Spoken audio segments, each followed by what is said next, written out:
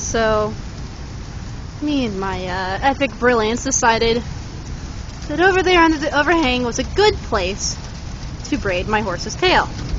Well, then the storm really hit, and well, we're both pretty wet.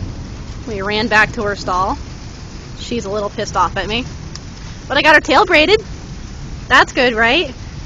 That was the entire point of that. Right, Negra? Yeah, you're not going to talk to me. You got sopping.